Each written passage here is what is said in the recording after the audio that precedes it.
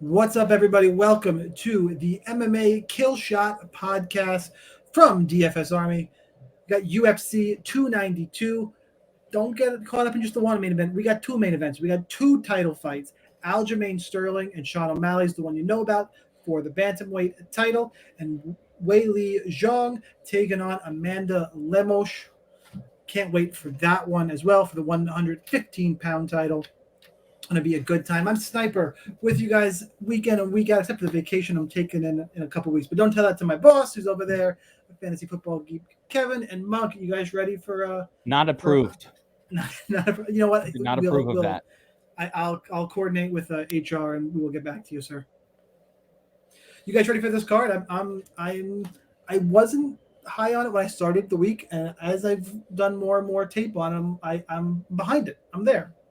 I have multiple bets already that I put out early in the week, and that rarely, and every one of them is plus money. I got a kill shot this week. Yeah, I'm really looking forward to this one a ton. I mean, two title fights, you said it. Got a couple of fights added. Blackshear on 7 days' notice against Bautista. Some Cheeto Vera. Some really good fights. A great main card. Really looking forward to it.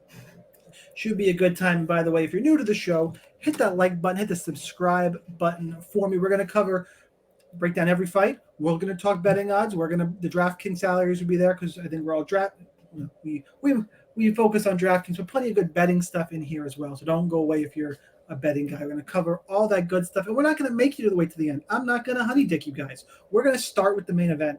Aljamain Sterling, he's minus 260, 8,900 on DraftKings. Sugar Sean O'Malley, he's plus 220 on the comeback, 7,300 on DraftKings. And I just realized the one thing that Kevin likes to, I probably need to add to my graphic here, is I do not have the fight goes to decision odds handy, but luckily for me, I stalled just long enough there that I pulled it up. Fight ends inside the distance is minus 230. Since football is coming, and for those who have been around the block for a while know that means that we'll be missing Kevin. I'm going to let you start this week. What do you got for your main event? Because I know you got a bit of a hot take here. Yeah, I'm not going to say it's super hot, but listen, this is an interesting fight because Aljamain Sterling should, on paper, kind of win this fight without too much trouble, in the sense that Aljo is a grappler primarily, and he's got some nasty control. Like, his control is, I mean, at this point, I would say it's as good as anybody's, right? His ability to control you with his jiu-jitsu, you know, it's reaching Damian Maia-esque levels of, like, once he's got you in his arms, it's hard to get him off you, right? Another statistic that pushes me towards Aljo would be the fact that Sean O'Malley has not been good at stopping takedowns. He was taken down plenty of times on his way to defeating Petr Yan, but nonetheless, and he grabbed the cage 15 fucking times. He's cheating, whatever. But and did he win that fight? I don't know. But here's the thing. So everything on paper says Aljo, I like Aljo and all of that. But there is sort of a side factor here of note. And the side factor is Aljamain Sterling has made it very, very clear that he wants to move up in weight class. He's having a harder and harder time. He just doesn't want to do it. Whatever it is, these guys get to be the champ, and I feel like sometimes they're just like sick of it, and they want to switch it up. So he is looking at potentially moving up in weight class anyway. So this may be one of his last fights at this level. Basically, I heard Ray Longo talking about this on the Kenny Florian podcast with John Anik, and there was a little bit of like, as long as the weight cut goes okay, he should be fine in this one. So the question is, Aljo slows down a little bit. I'm not going to say he has a cardio issue. He doesn't. He slows down a little bit at the end of fights because he's grappling so much. You just get tired.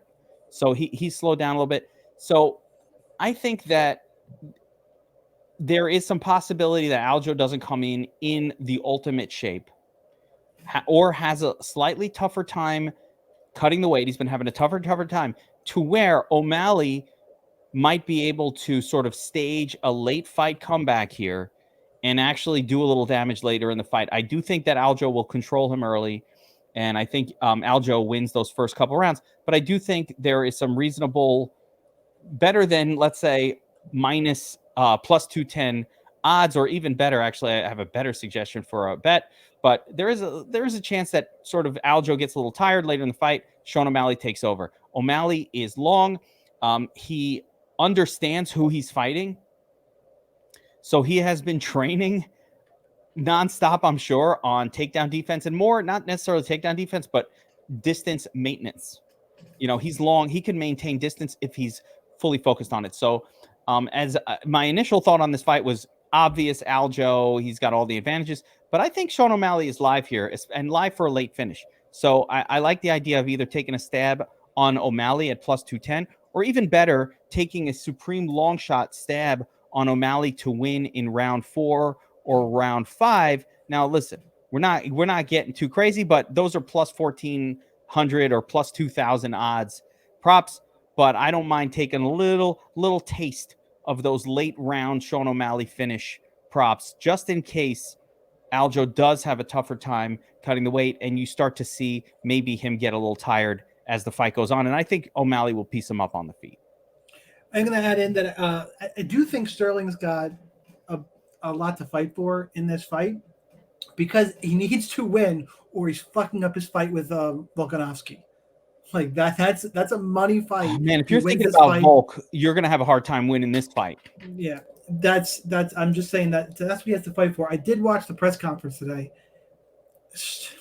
and our guy Dan Levy, who we all know from Best Fight Picks, former DFS Army guy, he posted on Twitter, while I was scrolling, and I think he's right when I watched it, the same thought that Sean O'Malley is winning the head games by a lot in this fight.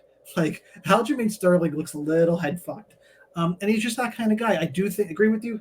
Stylistically, it should be Aljo. We've seen Aljo caught before early too. Marlon Moraes put him out, with a head kick. But everything, Aljo should win the minutes. He should win everywhere other than getting caught and knocked out, which is totally possible. So I'm right there with you on the breakdown. I don't think I'm as high on O'Malley as you are, but I get the logic. There are other dogs I want to take a stab at. I don't want to say I'm high on O'Malley so much as it's some of these intangibles or some of these outside factors that I think allow O'Malley to be more like live, whereas I didn't think he should be initially based on the matchup itself. What do you say, Monk Maddox? Yeah, I think I like Sterling overall here, but for DraftKings, I don't know how excited I am, honestly. Sterling in his last 2 has put up a tremendous amount of points. But before that, Peter Yan was 86, and the first one was 99. And then before that, Corey Sandhagen was 94, and that was a first-round finish. So he's not going to be making, optimal lineup at 99 or 90 to 100 points. Meanwhile, Sean O'Malley, 65 against Yan, whether or not he should have won that is an entirely different conversation. I like this fight, so I'm totally fine with it. But then before that, it's Thomas Almeida, it's Chris Moutinho, and it's Howley and Paiva. Like, those guys are nowhere near Sandhagen, Yan twice, Dillashaw, and Henry freaking Cejudo. So I think I favor Sterling here. I agree he does have a lot to fight for. I don't know how much stock I put in head games. Like, we've seen this with Izzy. Like, Sean Strickland got in Izzy's head, and he wasn't even fighting that motherfucker. So once those cage doors close, I think a switch happens, hopefully, for a lot of these guys. We hope for Aljamain Sterling. But I think I'm favoring him and the wrestling. But overall for DraftKings, this fight's going to be insanely high owned, and I really don't know how much I don't want to go over, so I guess I'm going to have to go under. But Sterling is averaging, 100 points per win. That's it, 100 points over his 15 wins. Like I said, recently it's been better, but over his career it's 100. O'Malley's, just a couple of, a half a point less than that at 99.5 over 8 UFC wins. So neither guy is barely averaging 100 points. Nobody gives up a ton when they lose. Like, Aljo gives up 77 points when he loses. O'Malley gave up 97 when Cheeto beat him. So I don't know. I might have to take a stand and give the real hot take here and go under on this main event. Don't hate it. There's a bunch of other good fights to target. I would caution on that approach. Just like my one caution for that approach is, listen, this is a card with not as many fight. I mean, it's not a 14 or 15 fight card. So keeping that in mind, and there are a couple of kind of stinkers potentially on here, but you know what? Not that many. And we saw last week, even though it was the main event, we saw some fights last week that were surprising that I like every fight put up a monster number, but there were some that were surprising that put up a monster number, and therefore some fights we thought about going all in on. And it's funny, we talk about on the show, all in on a couple of fights that like, yeah, they put up over 100, but it wasn't in the nuts. Who was it that we said all in? $9,300 guy last week, and he had a good score. The guy who wins in the first round, Terrence McKinney, had a good score. Yeah, not me. Well, I did say play those women's flyweights though. We saw Luana Santos make it. We saw another women's fighter make it on there. I'm way high on the women's flyweight. We're going to talk about later. Yeah, I have an obscene number.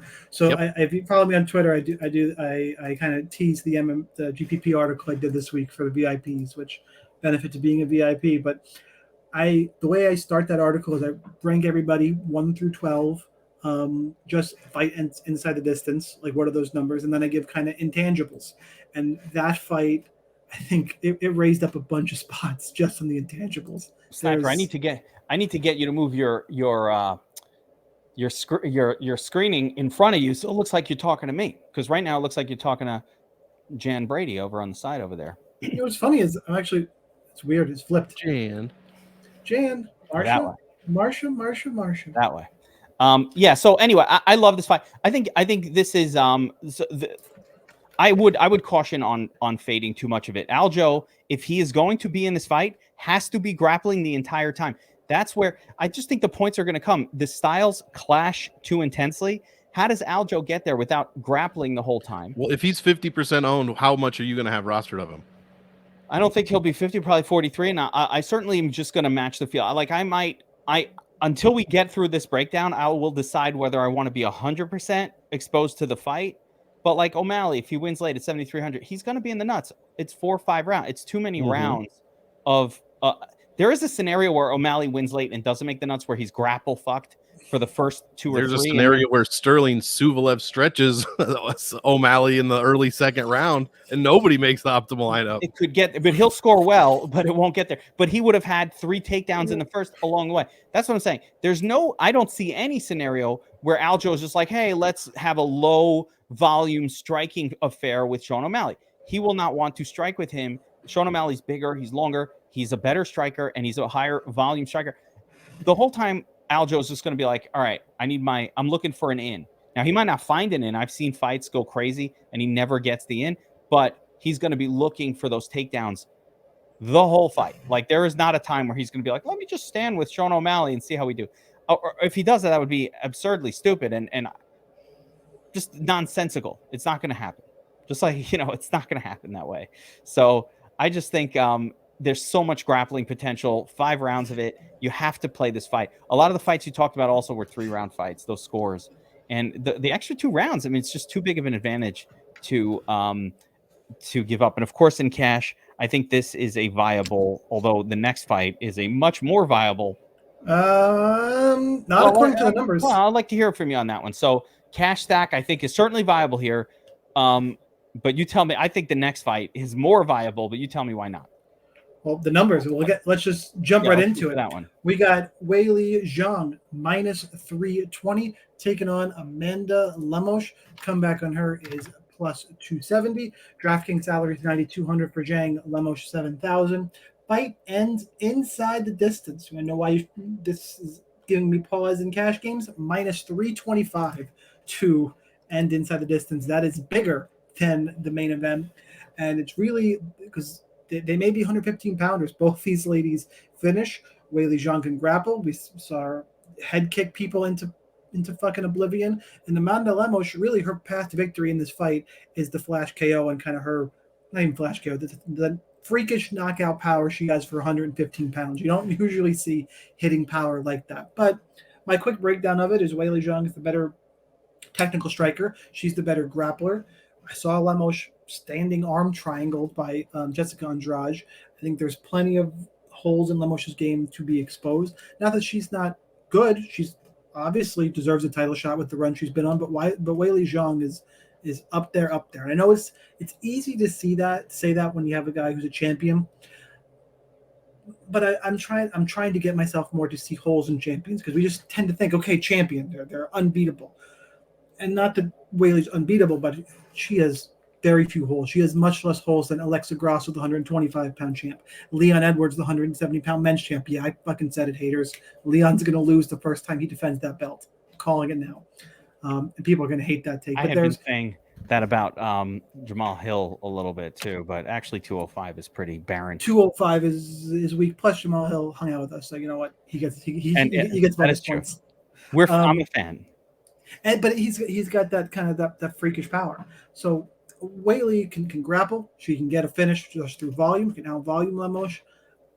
Lemos just needs the knockout. And unless Weili doesn't look right, I like plenty of Weili Zhang. I do like Lemos in playing some of her in tournaments because if she wins, it's going to be the big score. But I don't like her floor. And there's enough of the dogs that I do like, including one down at the bottom who I'm starting to think is going to be pretty popular, even though I picked him as soon as he took the fight. Hint, hint. It seems like people are jumping on board with that. So he may not be – he's going to be chalky, and I'll just punt down there rather than having to play. You know, you don't have to go – I'd rather stack the main, play Weili, and then punt with Blackshear if you haven't been able to figure that out. We'll talk about that fight later rather than double stacking. That's the way I'm leaning towards it right now. Monk, what do you got for this fight? I actually think I like this fight more than the main event for DraftKings. Weili Zhang, I mean, Aljo is going to wrestle, and he's probably going to wrestle dominantly, and I do want some of that in my lineup because it scores very well. O'Malley's going to strike, and he could win, by KO or late, which could score well, so I want a little bit of him. Zhang Weili does both of those things very well. 4 points overall per minute, 6.1 per minute inside the distance, and her average per win is 7 or 8 points better than both of the guys in the main event. Her ceiling is the second best on the card, only to RoboCop at almost 130 points. Her floor is by far the best on the card, which makes her a fantastic cash play at 9,200. Yeah, I'm going to not be able to get away from her very much in cash, that's for sure. Let's see, 4 of her 7 wins over 100 points. She's only 400 over her average salary, and I think her ownership is going to be lower than it should be because of who is in the main event. So I'm going to try to take advantage of that. Let's see, 2 of her wins, I believe that's 2 of them, finished in the very first round. Meanwhile, like you said, Sniper, any win for Lemos at 7K, I want some of that. It's going to probably be as close as it can be to the optimal, if not make it. And Lemos has grappling of her own. She's got very good striking as well. I was surprised to learn, for some reason, I always think Lemos is way taller or way taller or longer than she actually is. But both women, 5 foot 4 here. It's because she fought Jessica Andrade, who's a midget. Yeah, that's probably why. Yeah, she looked like a giant getting arm triangled there. Switch stands for Zhang versus Southpaw for Lemos. I love this fight for DraftKings. I think the winner has a great shot at being optimal. And like I said, yeah, Zhang for cash all day. That's what I'm thinking. Yeah, lock this thing in. Lock this thing in tournaments too. You're locking the winner of this one into your lineup. I agree. I think Zhang is, the better fighter. She's the champ, all that good stuff. But Lemos has power and she could win, and she'll be super live early. I've seen Lemos get tired late in fights as well. I don't think that means she has a bad gas tank. I just think she puts it all out there early and kind of gives it her all, and she'll slow down a little bit as the fight goes on. So I'd have Lemos most live early in this fight, especially in that first round. You want to take a crazy flyer. That's where you go for that first round finish flyer. You take a little 10.1 unit stab on Lemos by KO round 1. You can get that for Lemos. Hang on. Yeah, win around plus 800. So plus anywhere from plus 800 to plus. I like that. That's a little risk that is worth taking. But more importantly for DraftKings, this fight is going to score huge, Monk. I totally agree. So you got to get a piece of both sides of it. I still lean that this would be a better. I think that O'Malley, if he gets grappled the whole time or submitted early, I don't know. I kind of would lean, if I needed to stack one of the main event fights, I'd probably lean this second fight over the first one. But yeah, I don't like stacking the first. The first one is either going to be on this card. I don't think. Yeah, exactly. It's Yeah. either going to be That's what I Aljo was gonna wrestling him for the whole time, or it's going to be O'Malley strike. It's not going to be both. I don't think so. Yeah, Yeah, I don't like that. it's probably not needed on this card is how I would go, because there's other punts that I think are safer and will score high. Well, remember, I'm just taking the cheap guy in cash. I just want him to not get a 0. Like, I kind of want him to go to decision, or if I can get a decision in a 5-rounder and get 55 points from a loss, that's the ultimate cash play. But I don't know that either of these guys is doing that. They need to win. Probably, I think both of these fights are probably going to finish before we get to decision time. Let's go ahead and move on to Neil Magny. He is a big dog. He's plus 380, taking on Ian Garry, minus 505. Magny 6,600 on DK. Garry is 9,600. Or sorry, Ian Machado Garry. Little bitch. I personally have something against Ian Garry now since I saw that tape. I'll get that in a second. Fight ends inside the distance. I didn't see minus 175. So what I'm referring to outside of the fight is Ian Machado gets a call that Jeff Neal has pulled out of his camp or out of the fight, and he proceeds to basically call him a bitch. Somebody on his team says that Jeff Neal's pussy is hurting him.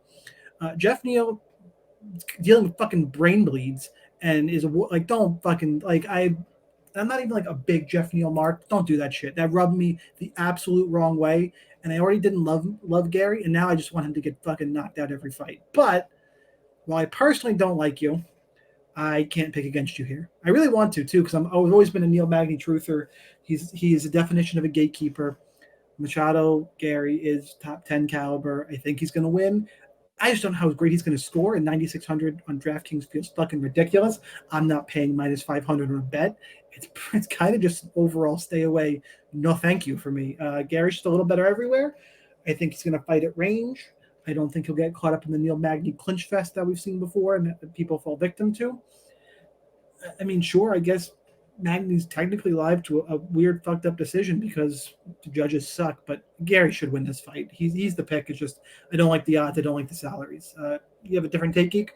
Yeah, my different take is the more important component to this is I'm not paying 9,600 for Ian Garry on DraftKings when Zhang Weili and Aljo are available for cheaper. So right off the bat, I have no interest. Not to mention that this fight is actually around plus 115 to go. What is it? No, it's minus 175 to end in a finish. I don't know what you're seeing. I don't know what book is that on? I'm on Fight.io. Under fight ends inside the distance. It's minus 175 on Bet Online. It's minus 185 on Bovada. There you go. Okay, so on DraftKings, I'm looking at it. It's minus 165, but the over 2.5 rounds is plus 100 on DraftKings as well. Meaning, what the fuck? 65 cents in the last 2.5 minutes? Yeah. There's a weird dichotomy here.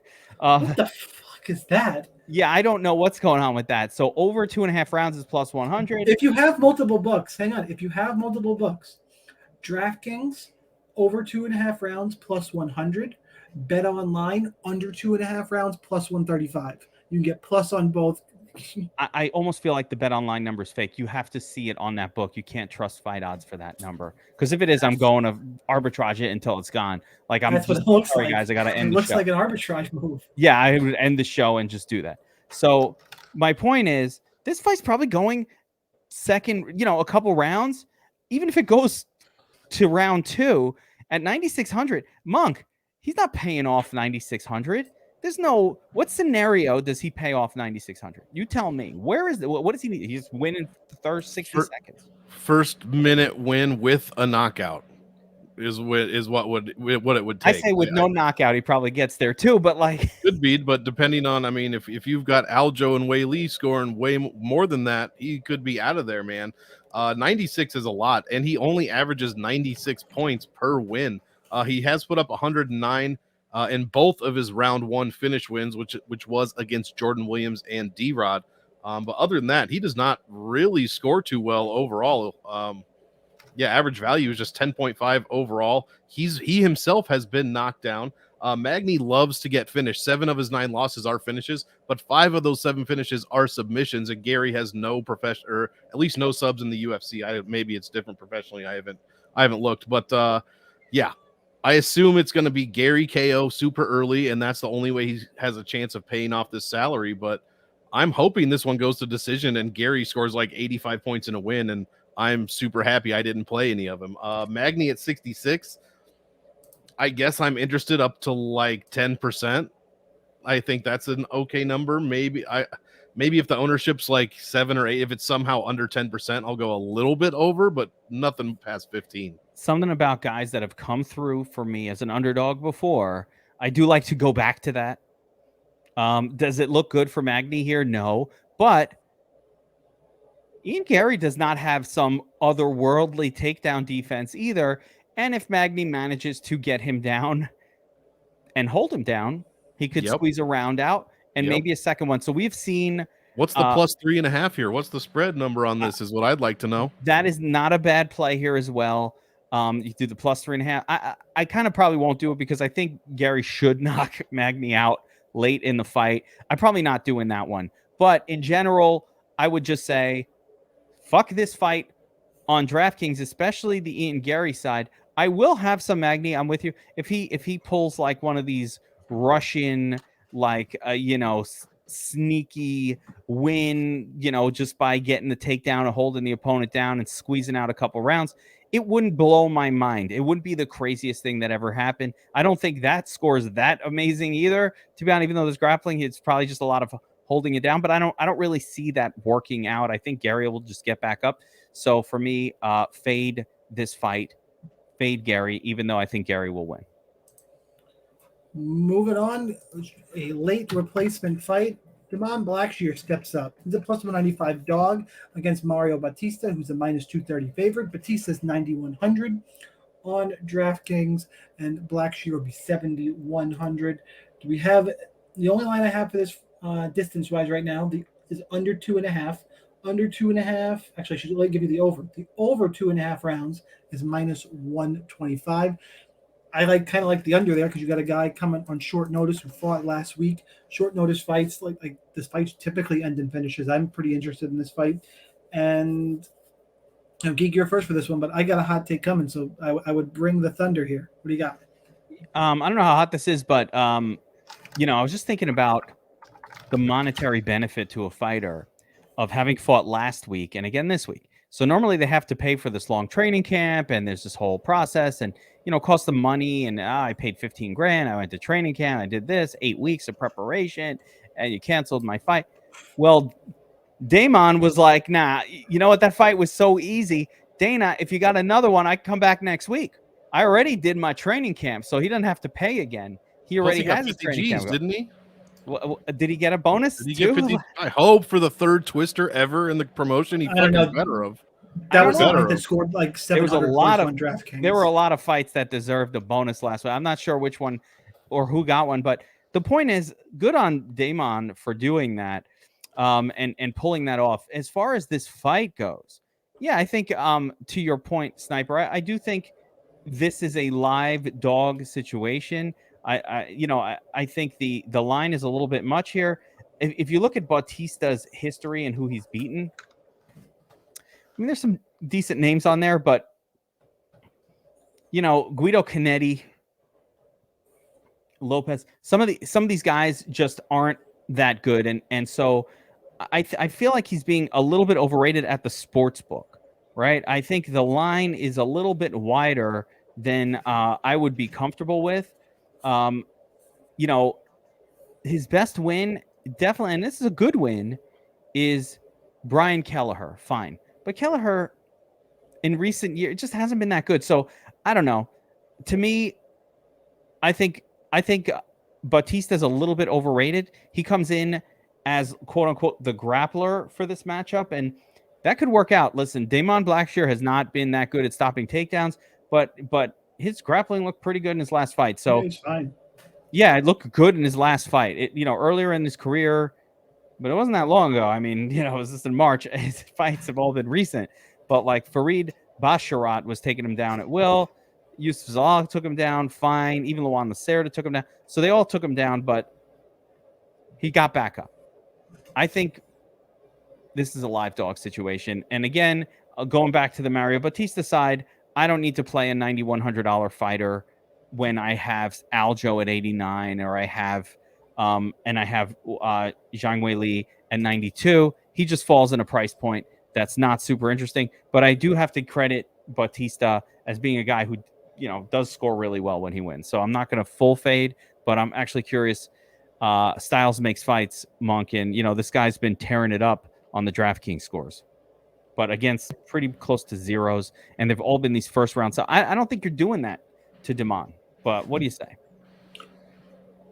By the way, Monk, before you go, he did not get 50K. Did not what? He did not get the bonus. The bonus is that card. It went Wow. to. This is just. Yeah, I don't think he did.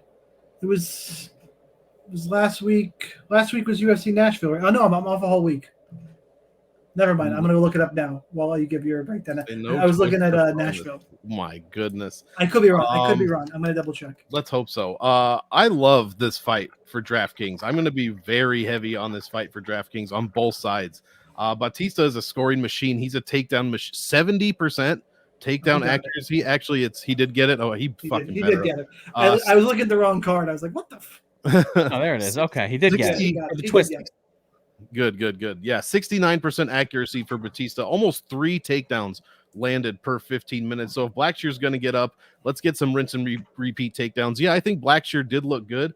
And we have seen guys come off of, a couple of like 7 to 14 days notice, turnaround, I should say, and look decent. Khamzat being the one that comes to mind. I can't really remember too many others off the top of my head.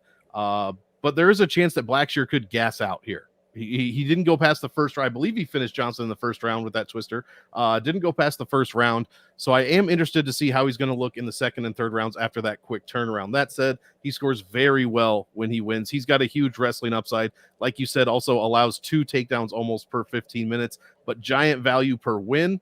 And Bautista at 9,100, I think he has potential for fantastic value if he can get some rinse and repeat takedowns. He controls 72% of the grappling time he's involved in.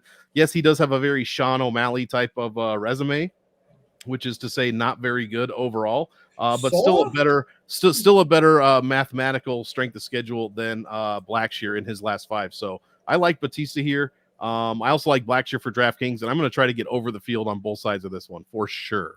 Blackshear has a brutal loss in his past history. He sure does. Yeah, I mean, you got to go back a ways, but losing to Chris Mutino, not a good look. Even back in 2018. No, it's not.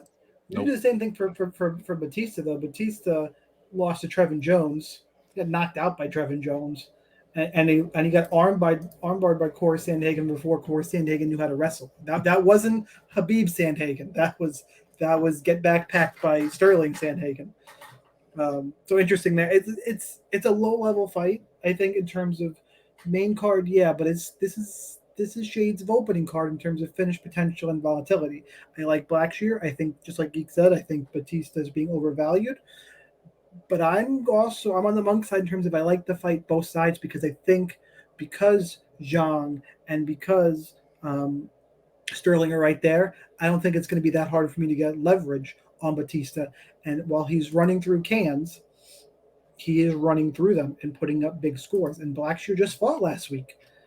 He could go all or nothing, just let it hang out. We could see a big score on either side here. I think there's massive potential on both sides. But my pick straight up is Blackshear. I think he's the slightly better fighter. I think his grappling can hang in with Bautista. I actually think he's the better technical striker. I think he's going to have to worry about the speed and the volume of Bautista and stopping takedowns. But I think it's basically betting-wise, to me, it's a pick-em fight, dog or pass. I know you get value on Bautista for short notice, but 85 cents because short notice is too much, and I like Bautista quite a bit there. Move on to Marlon Chito Vera. He's minus 200, which feels bad, honestly. Taking on Pedro Munhoz at plus 160. Vera is 8,600 on DraftKings. Munhoz is 7,600. Line on this fight and inside the distance is plus 250. So should see the judges' scorecards here. That gives me very little interest in Marlon Vera, aside from the fact that he is a slow starter. And I think the line is too wide in general. But Monk, what do you think? Yeah, for GPPs, I'm not really looking to get this one in a ton. Both guys average about 95 points per win over their long UFC careers. So a pretty big sample size there. Both their ceilings are okay, but what I do like is both of their floors. I don't mind either side of this for cash, and that's how I'm going to be looking to play it, quite honestly. Like you said, Cheeto, very slow starter, but he has he's knocking people down. He's throwing up 1.6 subs per takedown landed. Nobody's knocked him down yet in the UFC, according to the stats anyway. Nobody's throwing submissions up against him, so that is a very interesting number. But Munhoz is the same exact thing. He's the one knocking people down. He's the one throwing subs, whereas no one is doing that to him. Both guys love to go to decisions for the most part. Let's see, 11 for Munhoz and 10 for Cheeto Vera just in the UFC. So I like this fight for cash game specifically. And honestly, 51 points for Munhoz's floor is very good. 42 for Vera, also very good. I could see a scenario where this goes all 3 rounds. Somebody scores 95, just under 100 points, and the loser scores 50 points, and you end up with 140 as a total. I'm trying to talk myself out of the random stack of Vera and Munhoz here. No. Yeah, I think. What the other stacks that we mentioned are probably going to be extremely one-sided, most likely. Nobody's going to score 140 points in either of those matchups. So just like to understand the advantage of the stack and why we do it, and you could get all of that advantage just by playing Munhoz. Like there's no reason in doing. You don't want to play the favorite who's not likely to score that well in a stack, because just play the underdog. He's a cheaper. He's like the 3rd cheapest favorite on the card. He is on the cheaper side, but it's not that much cheaper. Like I said, 86 compared to 89. We're only. I like Vera better than Ian Garry. I like his score better than Ian Garry. If Garry doesn't get a first round KO, who's going to score better there? And we're saving $1,000. That's fair. But we already said we weren't playing Garry. Potential. Vera, where you're getting his scoring potential numbers from? Because they're just he doesn't do anything in the first round. He never does anything. He put up 95 against Cruz. He put up 128 against Font. 94 against Edgar. 97 against Davy Grant. It's pretty consistent. Go one at a time. 90. Well, the Cruz, that was the 4th round of that fight. Yep, barely. It wasn't even. It was under 4.5. Font was extra long. 3 rounds against Edgar was 94. 3 rounds against Grant was 97. He's pretty consistent. He needed knockdowns, 3 knockdowns against Cruz, but Cruz is a tough guy to fight.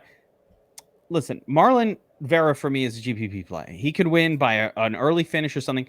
I don't see any of that, though. I actually would note that Pedro Munhoz is not the kind of fighter that you're going to be knocking down all that frequently. Just ask Sean O'Malley. He's no contest. I'm going to my take here. You could fade Marlon Vera fully. Just Munhoz. I have a bet on Munhoz. What up? First bet of the card. First official play, although I have a little bet on O'Malley to win as well. I don't want to make it official, but I got a bet on O'Malley. But I've got a bet on Munhoz, and here's the reasoning. Sniper, it's just what you said, but translated into betting, which is effectively, this is a really close fight. It's probably going to come down to the judges. It's probably going to go to decision. It's going to look close. It's going to be hard to be watching it and know who's winning. And you're giving me plus 165 on a guy who we might all be watching this fight going, I don't know who won. I'm not sure. It looked close, right? Monk, Vera starts slow, traditionally, right? Sure. Munhoz wins round 1, right? He could, but also Vera is much better at handling leg kicks than one Sean O'Malley was, who ate all 31 of them. Vera's not going to do that. But he will take the leg kicks, and Pedro Munhoz will dish them out still. So, like, the leg kicks will have... Pedro Munhoz is a good fighter. This is a guy who's been fighting UFC. His losses are against the absolute best. Sterling, Aldo, Cruz, Frankie Edgar. He's lost to top 5 guys. Now, we can have a discussion about whether we think Marlon Vera is a top 5. I don't think he's a top 5er. I think People he's love a him top too. 15. I like him too. Like, I like it. I enjoy him. He's a comeback kid. There's a lot of things I like about Marlon Vera. He just pulls it out of his ass. He finds the way to win. But like, he's not a top 5 fighter. He had a shot and he blew it. Like, he had his chance to fight top guys, and he lost. So let's look. I mean, he just fought, Corey Sandhagen. I mean, you can literally say that about he fought Jose Aldo and lost. He fought Dominic Cruz. Well, every time. Well, that's right. Munhoz is definitely not a top 5. Like, he loses to those top 5 and guys. Cheeto's only 30. And he's lost to Corey Sandhagen, who's the #1 contender. And that's the only fight he's dropped. Yeah, but he had that fake win against O'Malley too. This all comes down to how you value Vera, and I'm on the geek side as well. I don't value him very highly. Like, yeah, he's good, he's tough, he'll move forward, he'll beat who he's supposed to beat. I mean, yeah, he knocked out the ghost of Frankie Edgar. Ooh, like, I don't give a fuck about that. He knocked out the ghost of Dominic Cruz. Ooh, not that he shouldn't be doing those things. He's not top 10. I don't think he's title contender. You know, that stratosphere, like some people are saying. I don't think anybody's thinking about Pedro Munhoz. No one's going to think that. I think Vera's a little overvalued, and I think Munhoz is a little undervalued. I think it should be a pick'em. I think they're both top 11 to 15 guys. That's how I rate them. But in terms of DraftKings, it's hard for me to see Vera putting up a big score. I mean, 95, 97, even if I think that's his ceiling. To me, that seems to be his absolute ceiling. And I don't think they get to done at 8,600. Munhoz has fought finishers throughout his career, big name finishers. He's never been knocked out. He's never even been knocked down that I've seen. He was going to beat Sean O'Malley in that fight. He was 100% going to beat Sean O'Malley in that fight. Like and O'Malley can talk all the shit he wants. That fucking saved him. That saved him a lot. I was there. O'Malley was going to lose that fight. 100%. Was I there? Was I with you? No, that was International Fight Week. Oh, okay. I'm like, slightly later. People were leaving the building during the main event. The funniest, in hindsight, one of the funniest things I've ever fucking seen. Oh, the fourth round of Cannonier Adesanya, the escalator was packed. I left. Midway through the fifth. Why did everybody leave? It was awful. It was Adesanya Cannonier through round 5. It was Adesanya dancing around. Cannonier that horrible fight. Just the fight. Yeah. And I was like, I'm in Vegas. I'm going to go fucking. I went to the club. I'm like, I'm done. What the hell club did you go to? I was in Vegas that night. I went to Club's Lucid. I went, it was in Caesars. I went back to Caesar's Palace. Can you see I went to Nobu. Sniper at the dance club after like the fights? He's like, oh, I'm going to the club. I like to move it. I mean, if I'm gonna go, I'll be the creepy guy in the corner. I'm fine with that. There's a show in Vegas, and I'm here for it. Yeah, same. There was whores. If you had an appointment at the brothel, I'd be like, oh, okay, that makes sense. You got to get out of here. Brothel. I didn't bring my penicillin with me. Yeah, that's fair. Anyway, we should fade. Move on. My call here, guys. Fade Cheeto. YOLO. Play Munhoz. I got to bet on Munhoz anyway. I think it goes to split decision. You always take the underdog in those spots. I think Munhoz can win this fight. Straight up, I'm picking Munhoz to win, and I'm fading Cheeto. Let's talk Chris Weidman. Oh, can we go back to Cheeto? I don't want to talk about this fight. It's depressing. Weidman's plus 220. The comeback is the underdog. The favorite is Brad Tavares, minus 275. Weidman, 7,200 on DraftKings. Tavares is 9,000. Fight ends inside the distance is minus 140. This is Weidman's first fight back since that horrific leg break. He was looking regressed before that.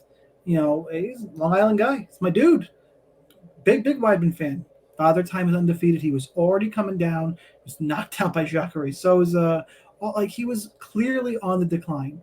And he broke his leg, and now he's going to try and come back for one more against the guy who's old in Tavares, but is not regressing. Just looks like the same old tough warrior he's always been. It's a bad matchup for Chris Weidman. But who are you going to give Weidman at this point in his career? You can't give him a scrub. It's a former champion. I'm curious about what his show money is, quite honestly. Look, Tavares wins. It's hard to really quantify how much Tavares I want to play, though, at 9,000, because Weidman He said he's going to throw a leg kick. The first thing he's going to do is throw a leg kick. He could break his leg again. Would not surprise me at all. And he's striking there. I would be surprised. I wouldn't. The way Weidman's career's gone wouldn't surprise me at all. Tavares could knock him out early. Maybe Weidman grapples a little bit. I don't think the problem is what Weidman needs to do is wrestle, and Tavares' takedown defense is fucking legit. Like, good luck. I actually probably think there's value in, like, if this Tavares line comes down to minus 250, I'll probably throw him in some parlays, and that is depressing to me because I love Chris Weidman. But Tavares was taken down in recent era by Omari Akhmedov. He was taken down by Antonio Carlos Jr. Elias Theodoro took him down a bunch of times. This was the one that disturbed me the most. The bulletproof takedown defense of Tavares, and we're going back a ways, but his bulletproof takedown defense has been long storied, right? Yeah. Elias Theodoro took him down guy, though, yeah, but his career's kind of ebbed and flowed. Like, he bounced back from that, like, oh, yeah, never mind. Rodrigues du Plessis shot 7 takedowns against him. Got 0. Got none. Didn't take him down once. Yoel Romero got 7 takedowns. I don't know how, like, one person, how it could go so different from fight to fight. But, like, yeah, he's had great takedown defense, but he could be taken down. I don't know how else to put it. Like, he got taken down a lot. I don't know by Chris Weidman here. I think he's got enough takedown defense. I'm not very interested in Weidman. I like Tavares, and maybe it's the Mets Jets fan in me. Just my own team suck. My own guys suck. I don't want to play any Chris Weidman because he's going to fuck me. He's going to break my heart. I remember I had a bet on Weidman in a fight against Jacare, and he won the first 2 rounds and decides to get in a fucking war in round 3 and gets knocked out. I'm like, what are we doing? That was awful. But man, that is some memory. You are going back. I'm like, I remember vividly. That far. Yeah, that wasn't that long ago, actually. Oh, we were watching. We were with Tommy G at MSG. Mad Lab was there. Mad Lab had a bet on Jacare. I had a bet on Weidman. I was looking good, and then Lab cashed it. Good times. There was a bunch of MMA DFS OGs in the suite that night. That was fun. Geek, who you got for this one? Yeah, I mean, I think you got to go with Tavares. Listen, I think there. I just want to present the angles. There's no way I would bet on this fight. Let me start there. I think Chris Weidman's probably a better fighter, but like, you'd be crazy to bet on this fight for exactly the reason you mentioned in the beginning. The last time we saw him, his leg literally snapped into. I can't watch the replay of it. That's how horrific it is. Like, something about a leg snapping is more horrific than other violence. And I can't even watch it. Like, it disturbs me to this day. And so it's like, are his bones brittle?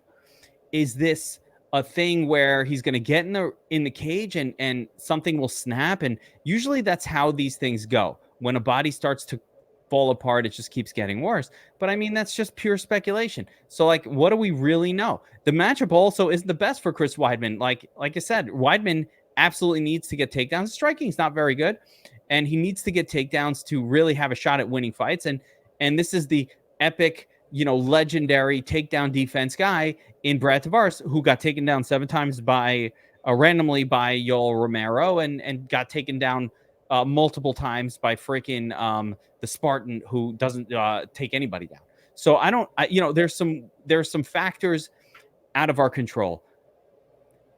If Weidman is completely finished, then Tavares might just come in. Tavares, who knocks out nobody, decision machine, might come in and just get a finish. But the more likely scenario is, usually when Tavares fights, they go to decision. He does not have a ton of knockout power.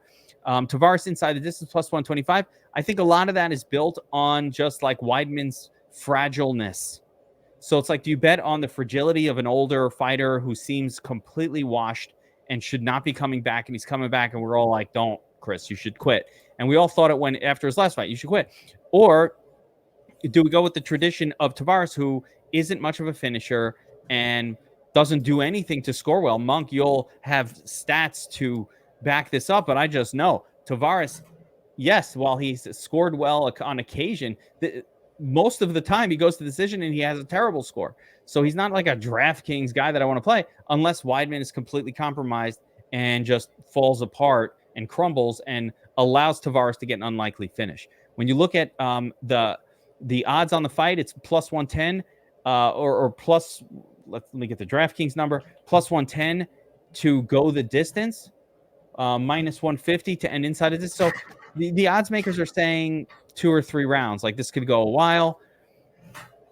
As crazy as this sounds, I do think you need exposure to this fight. I think you need exposure to Weidman just in case like he can do a grappling heavy win at his price point. He's so cheap that a grappling heavy win probably is enough to get it done. And you probably, normally I would not even look at Tavares as a DraftKings play. The only reason I'm going to play a couple shares, and let me just look again at his salary.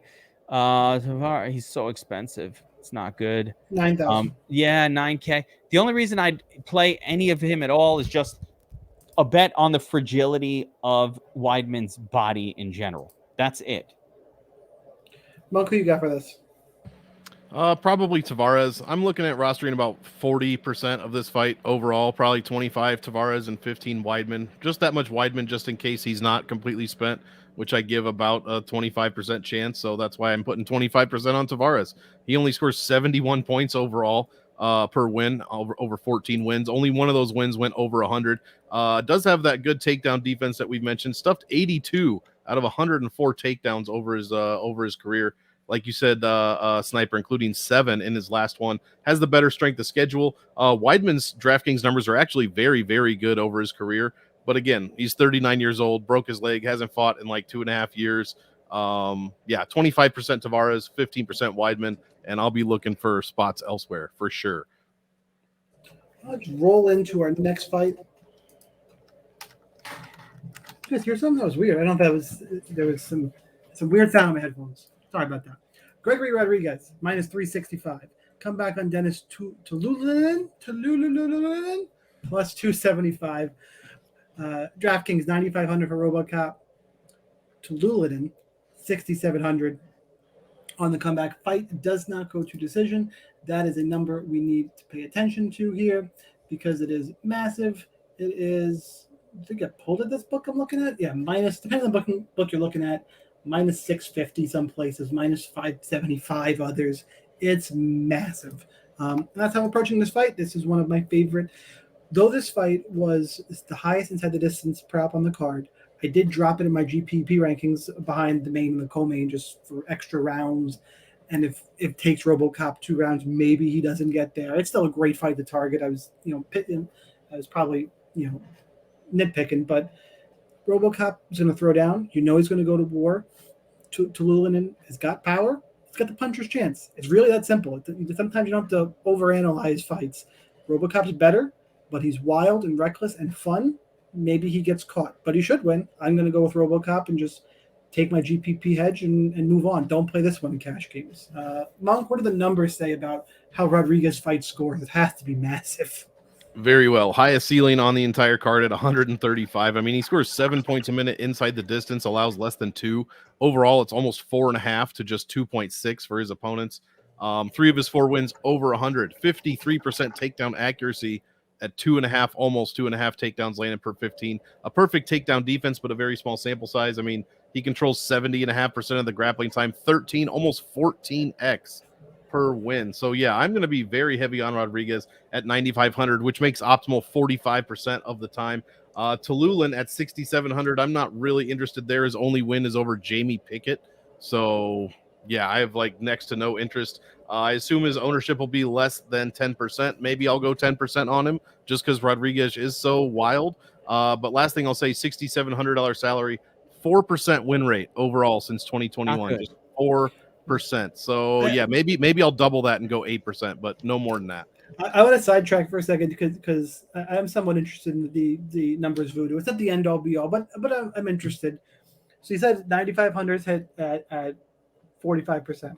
Have you done the math all the way out? Like, can you build me an optimal lineup? Like, just like with like high percentage, calories? Can you put together the 6 most frequent optimal lineup hits and make a lineup that's like 49-6. Like every week I just play, this is the most likely to hit the optimal. The 9,500, the 7,700, the 83. Can we build I mean, like you're top getting 6? there. 77 is definitely one of them. 72 Well, probably keeps as talking. well.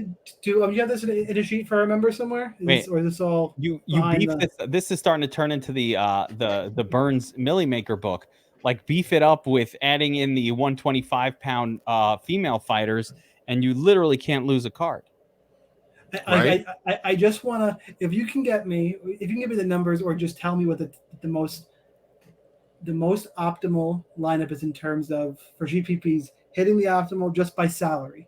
If you can get me that lineup, I'll start blindly running it in $15 every week until it hits. If you can get me that, There we go. Please send it to me. Please send it to me. Absolutely. All right. What we got for this fight? So I'm going to have some Tiuliulin, as I think you have to have exposure to him, just because first of all, RoboCop gets knocked out. That's the one thing. Like, he is not a trustworthy chin at all. He's got a vagina crack in his forehead. Remember that? I am not going to talk about that part of it, but he does have a giant head. But he gets knocked out. So if do you not remember what I'm talking about? He was the one who had the cut on his forehead that looked like a pussy in the middle of his, like, it was enormous. Yeah, he actually looked like RoboCop because his eyes across his nose was all connected. The fight should have been stopped. What fight was this? Why don't I remember it? Cheaty.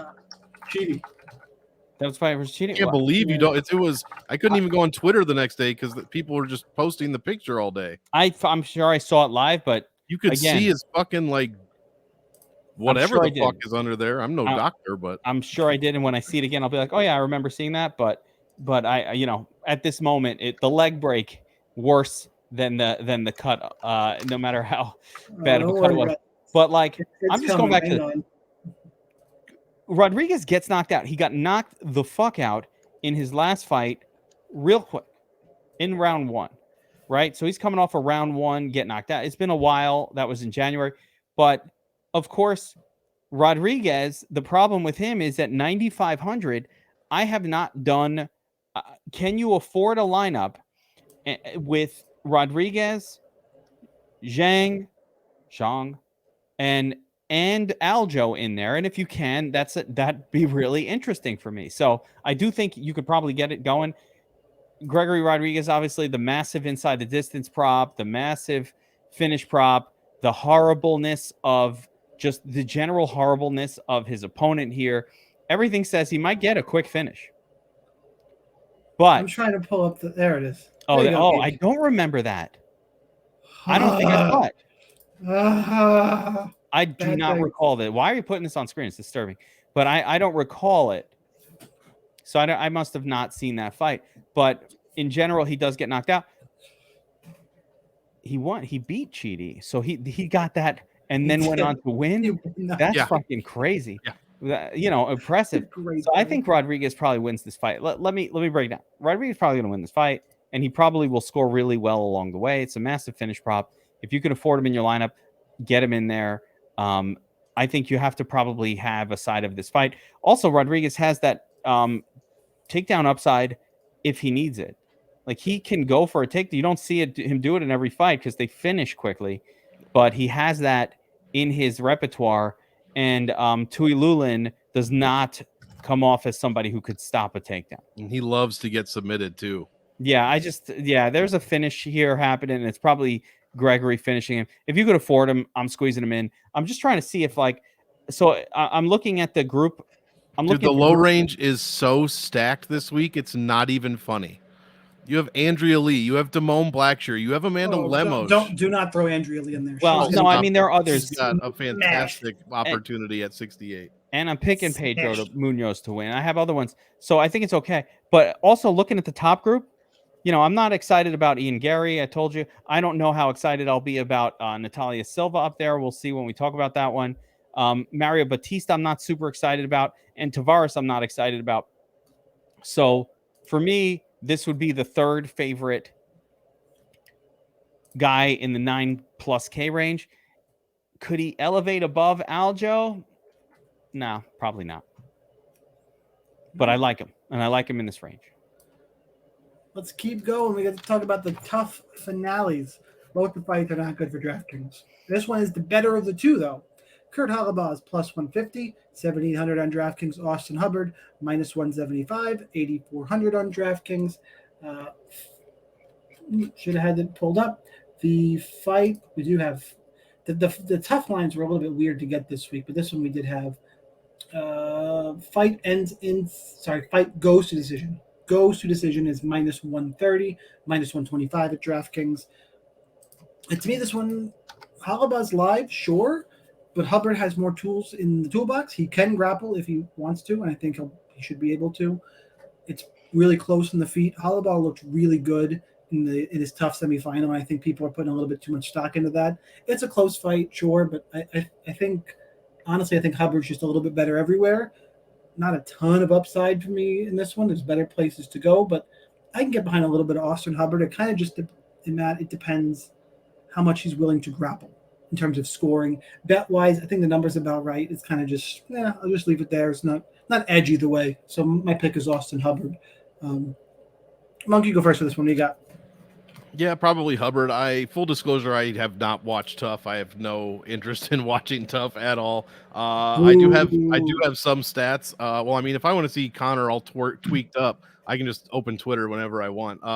Austin Hubbard. I mean, I do have some stats for him. I do have some stats for him. Both the stats for these guys are not good for their UFC careers. I mean, Hubbard 3-4. Holobaugh went 0-4 in the UFC. But that said, one was to Steven Seiler, and the next three, this is laughable. Hey, welcome back, man. Why don't you fight Ione Barcelos, Shane Burgos, and Thiago Moises back to back? Like that is ridiculous. So he is 0-4, and I want to make fun of him for that. But he did have to fight three fucking killers. So that's why his stats look so bad. Hubbard's lost to Pichel, who I do like a lot. Also lost to Joe Selecki. I mean, beat Dakota Bush. I just 20 to 25% of Hubbard, maybe 15 to 20 of Holobaugh, and that's how I'm going to play this one. I don't like it for cash, so I'm not going to worry. I'm just going to completely ignore the tough fights for cash, most likely. And yeah, pretty relatively low, probably around the field as far as GPPs go. I could make an argument for Katona in cash, but in GPPs, I hate tough all around. Geek, who you got? So I would argue that neither one of these guys has a UFC win because the UFC wins that Austin Hubbard had were not against actual UFC people because those guys were gone just as quick. So Austin Hubbard, really low level. This is just low level stuff. I don't see a big score necessarily happening here. I'm with you, Monk. You put your 15%, slap it on either guy. Hubbard, I don't like the price. Obviously, you got to pay favorite money for Hubbard, and I don't like that. With Holobaugh, he just has not shown any ability to win a fight in the UFC.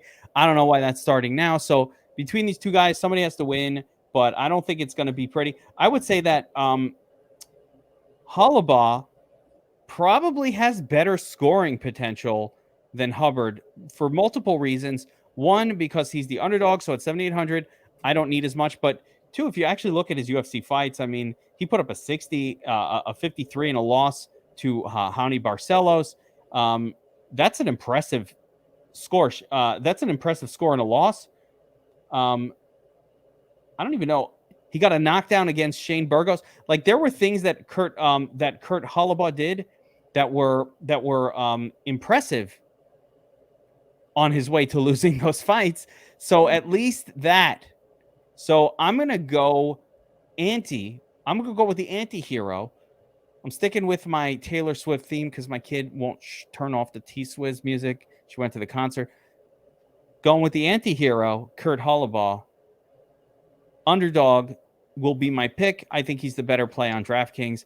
And if I need to, so Monk, as we're weighing our exposures, I'm going to push a little bit of that bar over to Holobaugh. So maybe I'll go 25 Holobaugh and like 10 Hubbard, something like that. I'm going to go heavier Holobaugh. I think if he wins, he's going to score better. I don't have a strong enough take to talk you off either side. I'd probably lean Hubbard because I think he can wrestle, but I have the take is lukewarm at best. My guy put up 45 against he's not that great, but against Thiago Moises as well. Got some takedowns. I think Holobaugh showed better scoring potential. Sure. Like I said, not a strong take for me. All right, let's move on to the other tough fight. Brad Katona, minus 155 against Cody Gibson plus 135. DraftKings 8,500 for Katona, 7,700 for Gibson. I have fight goes to decision is minus 250. So just see the scorecards here. I have a pretty, I guess, moderately strong take for this fight in that I think Katona is better everywhere. I think the real final was the semifinal fight, and you guys didn't watch, but it was Katona against Timur Valiev, which is a good fight, split decision. I think Valiev won, but it was not a robbery. It was bloody. You should go watch that fight, honestly. It was a bloody mess of a fight, and it was fun. But both those guys are better than Cody Gibson. I don't think Katona's got a lot of scoring upside, which the minus 250 inside the distance number kind of indicates. But I think there is value on Katona minus 155. I like that bet a lot. I think him and Valiev are the best guys in the fight. I think he can grapple. I think he's the better. I think he's just a little bit better everywhere. I think there's value in minus 150, but it's shit for DraftKings. Geek, who do you have? Yeah, tough fight to want to use either of these guys in my DraftKings lineup. I agree with you, Sniper. I don't. It's not a good take for DraftKings purposes, but I kind of think Katona's the better guy. Katona did not look bad in his UFC run. Honestly, I should have been cut, and neither should Timur Valiev. They both should be in the UFC. Yeah, these are guys that were perfectly acceptable UFC fight. They were not good fighters. They're not like top 15 guys, but Katona seemed like the kind of guy that would float around the UFC. Got a win. He has a win over Bryce Mitchell. I get it. It was 2018, but he has a win against Bryce Mitchell. That's an impressive win. He's got a real win. He's got a win against a real fighter, Matthew Lopez. So, these guys are not zeros. There's nothing wrong with taking a loss to Moroz Dawashvili. Everybody's going to lose to Moroz. So for me, I think Katona's a little more of a legit fighter, but I'm really curious, Monk, on the numbers. The numbers don't make sense for me on this fight outside of just a little bit of that. This is that fight that you just want that little bit of, somebody gets an early finish. Let me look at the inside the distance propositions here to see if there's anything that stands out. Katona inside the distance plus 450. Gibson inside the distance plus 330. I mean, it's not pretty. You want that amount. So translate that into a percentage, and that's your exposure. Yeah, it's really not pretty. Katona historically 2-2 in the UFC, just 77 points a win, allowing just 90. His only good stat is he controls 61% of all the grappling time, but he gave up 2.25 takedowns per 15 minutes overall. Gibson, throw that out. It's Moroz. Gibson, yeah. Well, Gibson, there's not really any good numbers for him. He does have a decent power index, which is knockdowns per significant strikes landed. And he did put up a gigantic score in his one UFC win, 126 points, which is crazy. But again, very small sample size here. Probably doing the same thing as I did with the last one. Keep my ownerships relatively low. I'm probably favoring the favorite at 8,500. I think they came in at 85 and 77. But again, maybe that magic $7,700 underdog salary will come through. So I do want to have a little bit of exposure to both guys, but not too much overall. Who the fuck is Johnny Bedford? I had to go look who that was. I've been watching the UFC. Gibson's losses, a long time. and Gibson's losses are not embarrassing losses. They're fine. And his UFC losses were not, anything like horrible. He lost to decent guys, whatever. I still think it's Katona. Moving on, we got Gerald GM3 Meerschaert. He's a plus 190 dog, 7,400 on DK. Petroski, minus 230, 8,100 on DK. This is one to like on DraftKings. I'm going to let you go first again because I want to hear the numbers on this one because I feel like we got some these guys in theory, at least in my mind, I just see finish or bust for either. Basically, Petroski, a fantastic DraftKings play. In fact, that's even too low of an adjective to use. He is one of, I believe, 2 fighters. I don't even know. I have to check. 4 wins, 4 optimal lineups, 100% optimal rate so far. Volkanovski has that in 5 fights, but one of them was a loss. So Petroski, 100% win rate still. I mean, almost 5 points a minute overall, allowing like 1. Inside the distance, he's scoring 6 points a minute, allowing half. 104, almost 105 per win. 3 of his 4 wins over 100. 57% takedown accuracy, and he's landing 5.5 takedowns per 15 minutes. Controls 93% of the grappling time, 12.5x average value. I mean, there are no bad numbers for this guy. Maybe his strength of schedule is a little subpar with Gilmore, Yao Zhang, Maximov, and Wellington Turman. But what are you going to do? It's his first 4 fights, and he's done exactly what he is supposed to do. Getting finishes, early and late, I believe. Early against Maximov, and 2 third-round finishes, 1 sub, 1 KO. What else can you ask from this guy? I mean, stats are fantastic. I'm going to be playing a ton of him, and in fact, if you don't want to go crazy on Aljo, this is the pivot spot at 8,800. This is the one. Get Andre Petroski in your lineups, guys, because Gerald Meerschaert has been subbed before. He has been KO'd 4 times. So what is this? 5 losses out of 8, all finishes. He also scores pretty well, but it's nothing compared to Petroski. Only 94 points per win for Meerschaert. But both guys, I mean, you got to have some of both guys here. You got to play Meerschaert for obvious reasons. If you've watched any of his last 3, 4, 5 fights, you know why you have to get him in there at 7,400. And Petroski, probably, honestly, super sneakily, I think the kids say low-key, the best DraftKings play on the entire card at 8,800, in my opinion. Yeah, he passes the eye test, and he's looked better each and every fight he goes out. You seen this guy's freaking beard too? Oh my goodness! The beard goodness! The beard love. I will. Low key. I will say, I'm on Petroski too, but I'm not going to sleep on Meerschaert. You said 90 something points in a win. That's fine at 7,100. Yep, And he has kind of gatekeep checked some prospects before. You know, he knocked out Bruno Silva. He submitted, I think it was a club and sub win over Bruno Silva. Everybody loved Bartosz Fabinski, subbed him out. Like, he's got plenty of submissions. Petroski wins this fight, probably dominates it. Bigger power, better wrestler. Meerschaert is an awkward kickboxer. I don't think Petroski's gonna have a problem with it, but maybe. I think mostly it's gonna come into the wrestling. Petroski's is just gonna be on top of him. Just don't get caught in a submission. And would it stun me if Petroski gets caught in something? Like, leaves his head inside and a GM3 snatches up a guillotine, or leaves his arm out on the ground. It's going to take a mistake like that. The pick is Petroski. I'll have more Petroski, but I'm not going to be under on Meerschaert. I'll probably be a little bit over on Meerschaert once I see these ownerships, because at 7,100, I don't trust Petroski enough to not get caught in something fucking stupid and us go, all right, he's 4-1 in the UFC, made a mistake. Like, I can totally see it playing out. So, like, both sides of this fight, don't sleep on GM3, but for sure Petroski's the play. This is one of the few fights where I feel very certain of the outcome, certain enough to the point where there's a hedge available that should be riskless, but nothing's ever riskless. This is going one of 2 ways.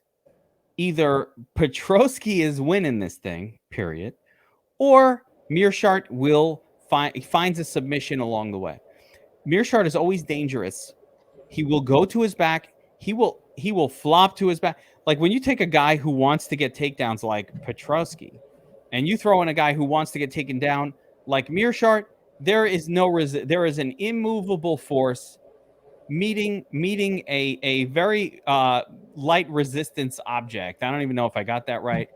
Force object. I don't know how that expression goes. I need my alpha brain. Don't have it right now. Ran out. Got to call Joe. But so Meerschaert by submission, Monk, is plus 370, and there's a possibility you could just play Petroski to win and then hedge it fully with Meerschaert by submission at plus 370, and there's 150 points of sort of free money to be made here. What is Meerschaert just finish inside the distance? What's Meerschaert? It says, you think Meerschaert could get a knockout? No. No. I just want to know the difference between the 2 lines. Okay, Meerschaert inside the distance is plus 240. So, not as good as plus 3. Let me look at that same book though here. It's not as good as plus 350, 370. So, like, it's plus 240 though inside the distance. So you could do that, but that doesn't work. So for me, I don't see any scenario where Meerschaert wins a decision. I don't know how that would happen. Petroski losing on the feet, Meerschaert gets a takedown of Petroski. What is that? Where is the version of the fight that plays out where that happens? I'm telling you, I can always envision different things. I cannot envision it. I see this fight going one way. Either Petroski says, fuck that, I'm standing, and I will knock this dude out in the first round, which he might choose to do. But he might say, I don't want to go to the ground with this guy. That's a scenario that could play out, right? Second, more likely scenario, Petroski like, I don't give a shit about his submissions. I'm a better grappler. I'm a better wrestler. I'm going to take him down. I'm going to fight my fight. And he does it, and he takes him down, and he submits Meerschaert. That could totally happen. Or he just beats his ass. That can happen too.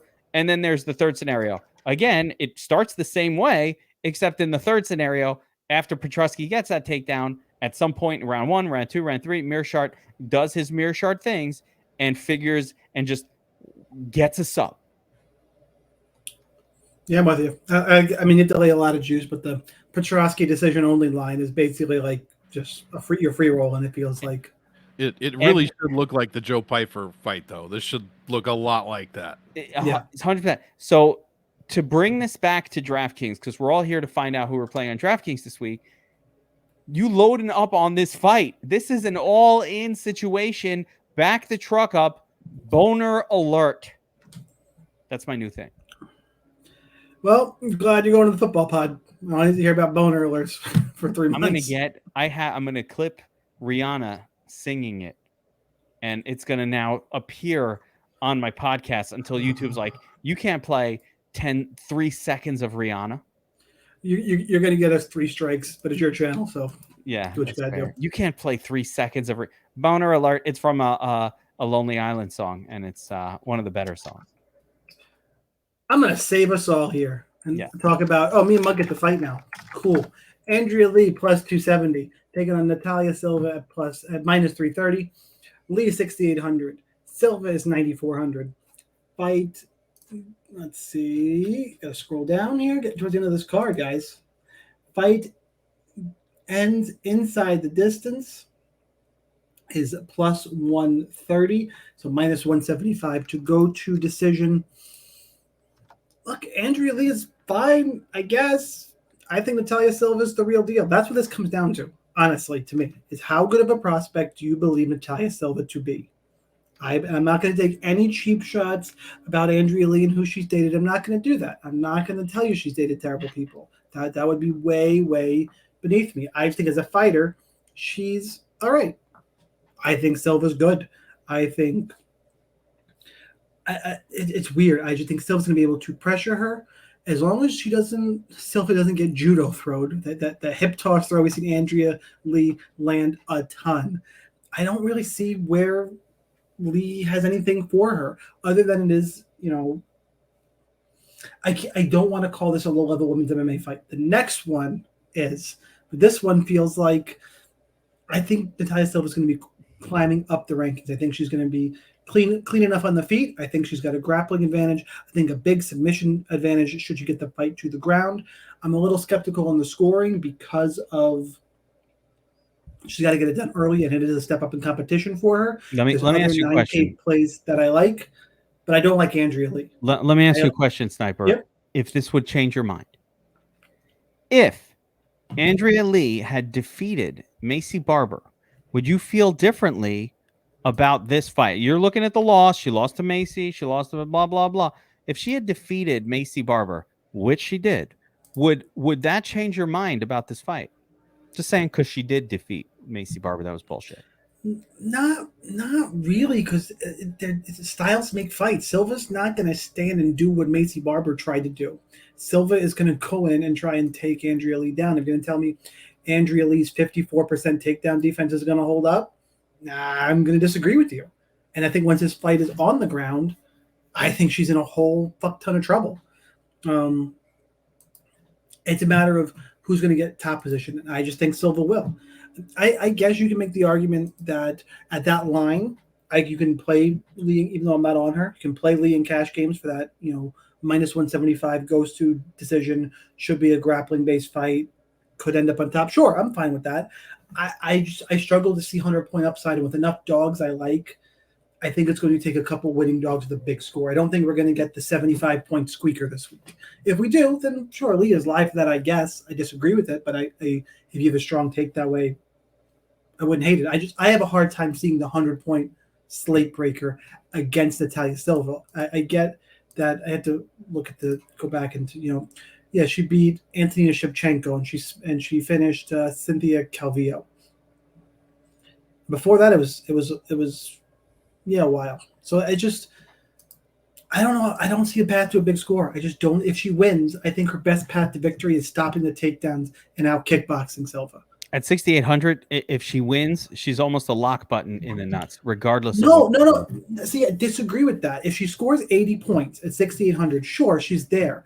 But if two guys in the mid 7Ks put up 100, it's done. Yeah. Then if you can fit the 6 highest scores, regardless of who they are, the 80 is not going to be enough. And there's enough dogs I like who are potential to smash. You got O'Malley, who we said we like. Lemos, who's got the crazy power. Blackshear, we think, is undervalued. I mean, Tiuliulin, and you have to mix in some of him.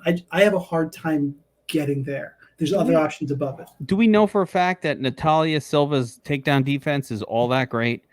Or, I mean, it's good. She hasn't been taken. She was taken down in her second fight in the UFC by Teresa Bleda, who is good at getting takedowns. She was taken down by her. Victoria Leonardo is a 0. Jasmine couldn't get her down. And she tried. And what is Jasmine? Jasmine's taller, Jasmine's stronger, and that could be what Andrea Lee is here as well.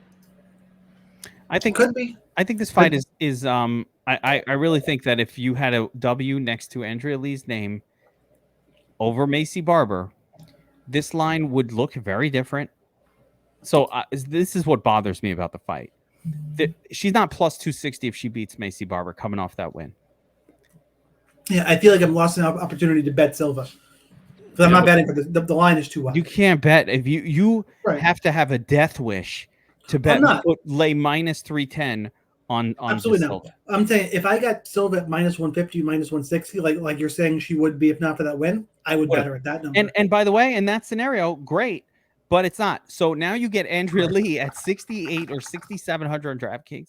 I don't think she's going to win, but I think female MMA, Monk, anyone can win. These fights, you should never lay minus anything more than 200 on any female fight. I don't care if her name is Amanda Nunes and she's fighting some soccer mom named Juliana Pena. No, go ahead and leave that number. Because I lost my ass on that one. Marina Algapova fucking lost to Shayna Dobson. Any one of these women can lose a fight. Did you just compare Nunes to Agapova? Because I just they were both minus 1,000 and they both lost. Shayna Dobson. Oh, good times. She lost to Shayna Dobson. I remember. I was there. Whatever that fucking pre-fight show was. As soon as she did that, I went, uh-oh. Oh, no. I remember out loud. I was watching with my wife, and out loud I went, uh-oh. Oh, no. Monk, never bet a female fighter at minus 300. Always take the underdog. What do you have? Yeah, especially when the underdog has 10 UFC fights and a very good wrestling numbers historically. You definitely should. Silva, I'm extremely worried about her paying off her very high $9,400 salary. Yeah, she scored 108 against Leonardo, but one of you just said that Leonardo was a 0. She only put up 85 against Bleda, and she put up 85 against Jasmine Jasudavicius. She does that. There's no chance she's even coming close to sniffing the optimal lineup on this card for sure, when we've talked about so many dogs hitting triple digits this week. See, we do agree on something. See? Yes, Andrea Lee, although I think has gigantic upside at 6,800. This is ridiculous. I'm glad she didn't get that win against Barber because we'd be paying more for her this week. And she has fantastic numbers. I mean, does not score well per win, like only 91 points, but she has the second best floor on the entire card, only to Zhang Wei Li, and scores pretty well per loss. Also, lands over 2 takedowns per 15, does give up a bunch, but also has some reversals of her own. I just think, like you said, at 6,800, we don't need to score 70, 80, 90 points to get close to the optimal lineup. I think with her floor, 50 to 60 points, I think she's going to disrupt a couple of things there. The last thing I'll say about all of this is, what is Silva, 9,400? I like Rodrigues more at 95. I like Zhang more. I like Bautista more. I like Tavares more. I like Sterling more. I like Petroski more. I like Vera more.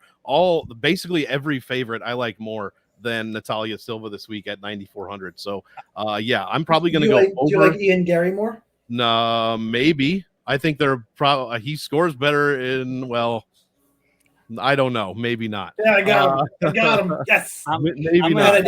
I'm not an Ian Garry. I'm not an Ian Garry fan. Whatever he does after those weigh-ins just makes me want to I just want to. I'm done with you, Ian Garry. I don't know what that face is. I don't know what you're doing up there.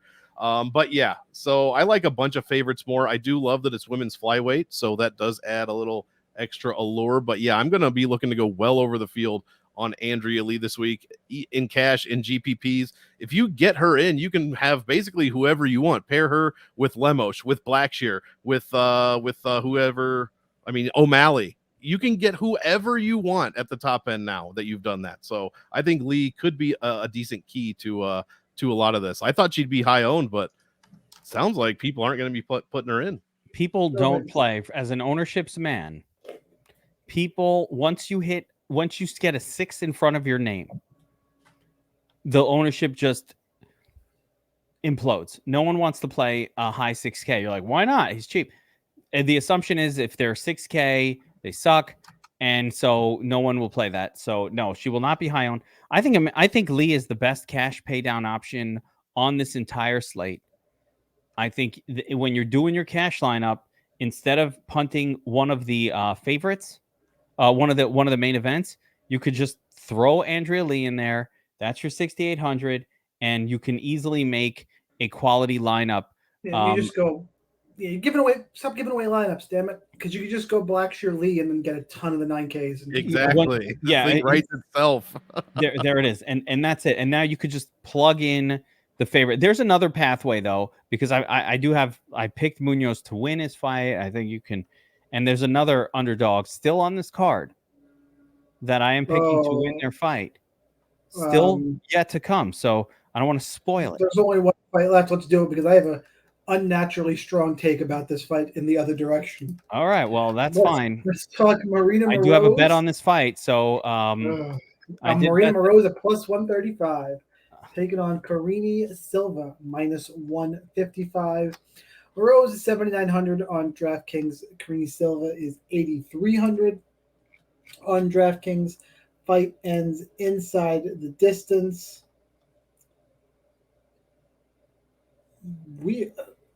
My fight, I gotta refresh this. It's minus 115. It's a pick'em.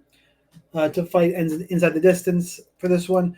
Geeks, since you have a bet in this fight, why don't you go first? Yeah, so I do like the underdog here. I am Marina Moroz is a dog. She got that dog in her. Like she doesn't give up a fight. And so when I first saw this, I thought it was I thought it was Natalia Silva that was fighting Moroz, and I'm like, okay, she's slightly favored.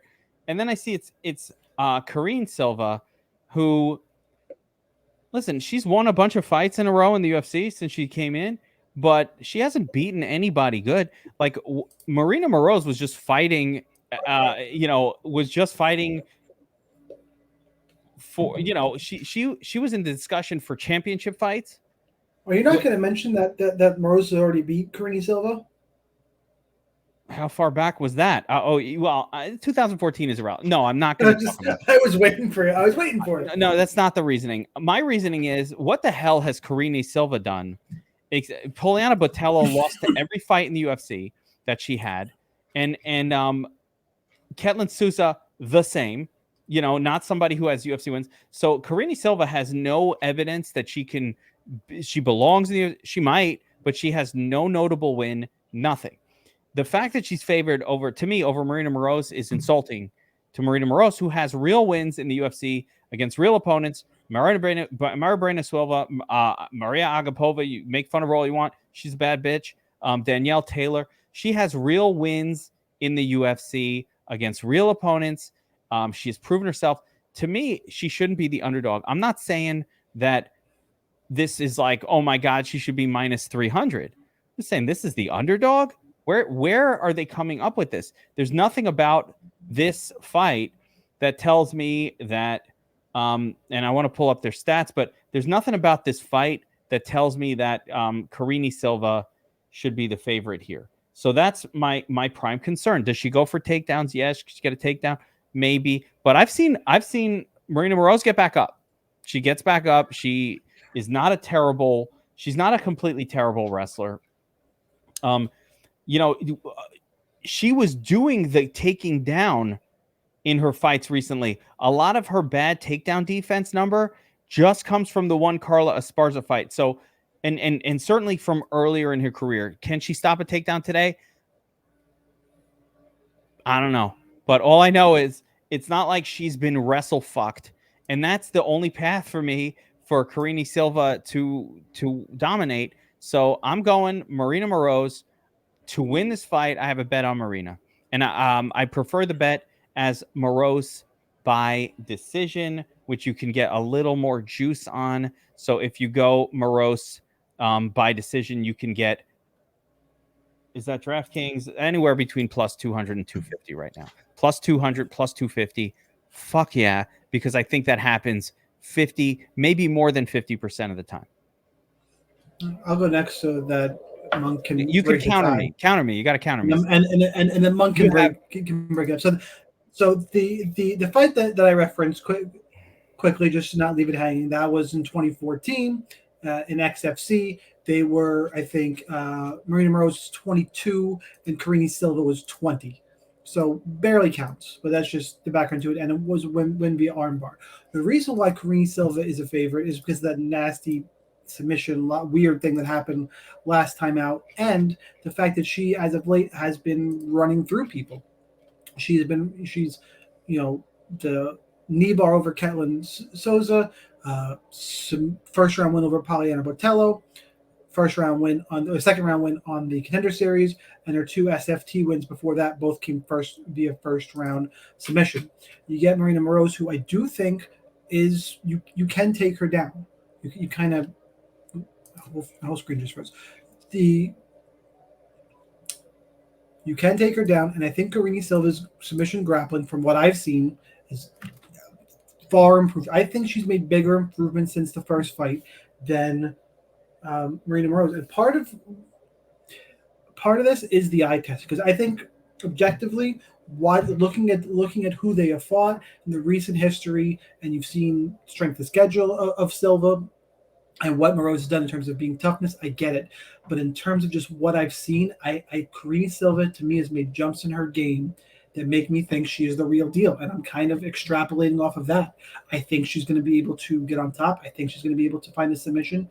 If Moroz can stop the takedowns, I think it's a close fight on the feet. I would probably lean towards Moroz, honestly, if it stays on the feet. But I don't think it's a big edge. I think the biggest edge in this fight is the submission grappling of Karini Silva that has made a lot of improvement. And it's weird to say that because Moroz has submitted her once before. It's just what I've seen recently and the improvements that they've made. And just Moroz is the dog, but Silva just seems cleaner and sharper and just better. So it comes down to cleanness versus toughness. What's going to win out? It's one of those fights I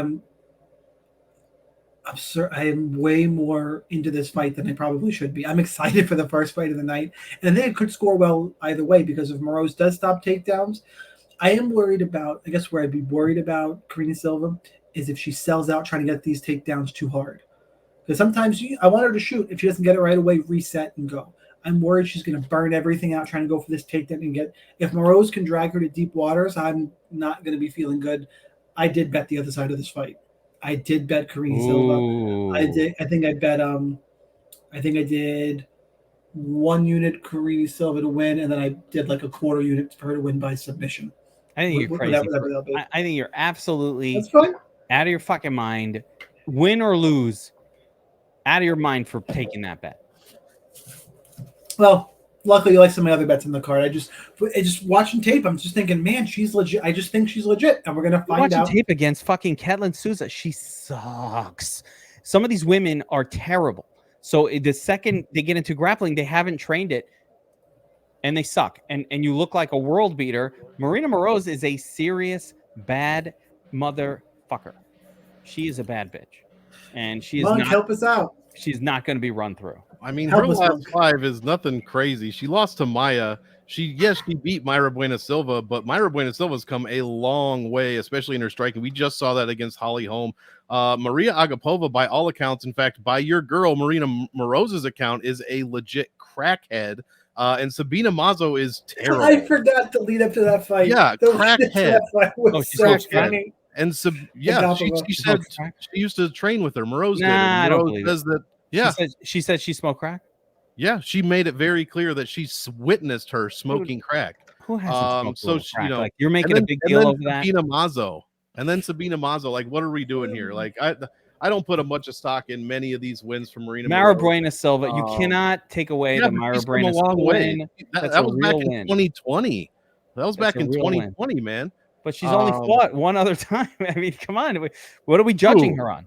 We only have what I'm judging her off of her total DraftKings score, in which she averages 80 points per win, and she's the most expensive dog on the card. Oh, that's barely 10x.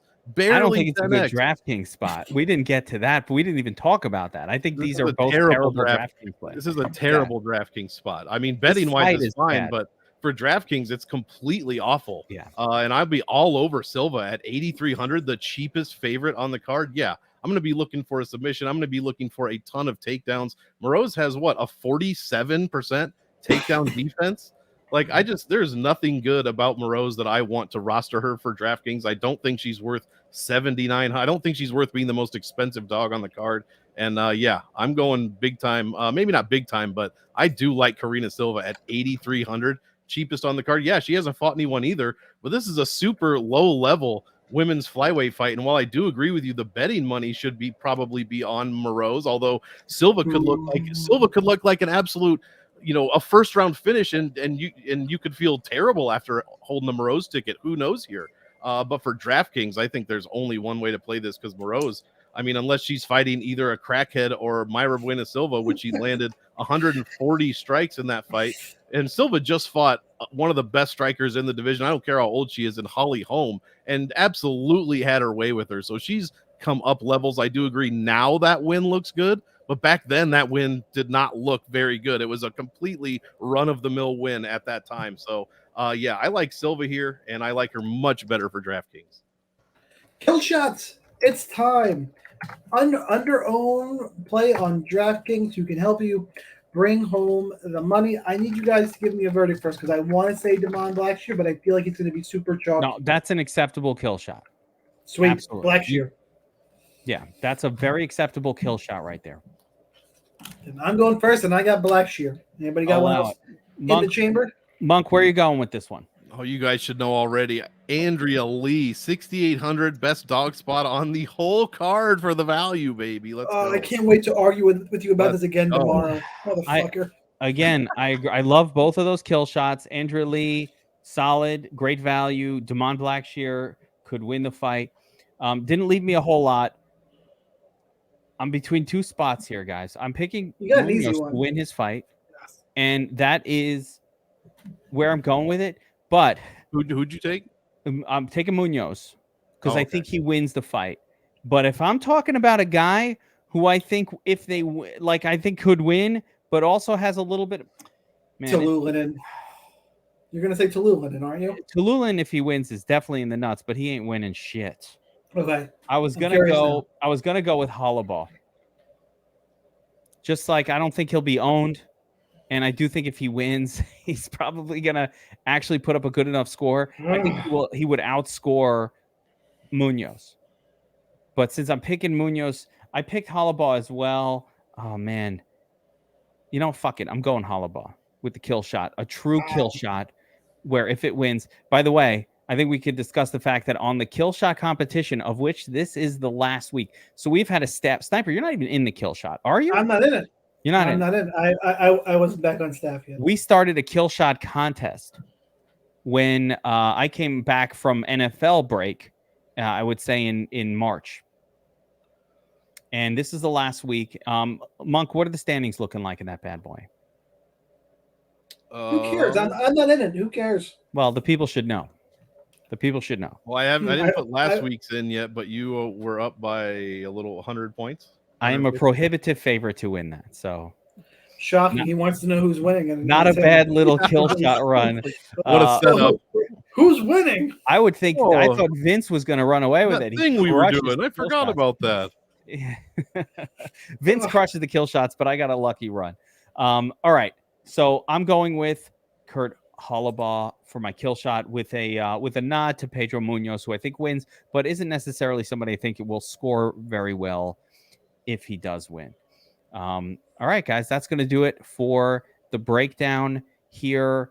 We will, of course, as always, be in the DFS Army Discord talking fights. We're going to be optimizing using the Domination Station Optimizer. Also, projections, got all that stuff locked and loaded for this card. This is a fun one. I can't wait to watch this card.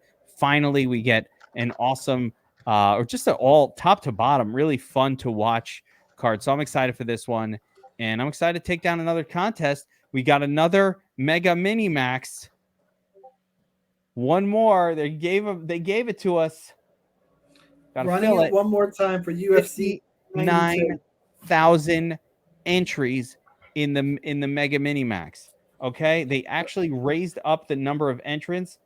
Still 15K to first. Probably the single best contest that DraftKings ever puts together from a distribution of funds perspective. Only 10% of the money to. I sound like I'm touting DraftKings. I'm not. I just love this contest. It's super fun. So make sure to attack that one. Sniper, you'll hit us up with a Prize Picks video on this MMA card as well, I'm sure. So we got it fully covered across the board. Good luck this week, everyone. Yep. Good luck, guys. Later.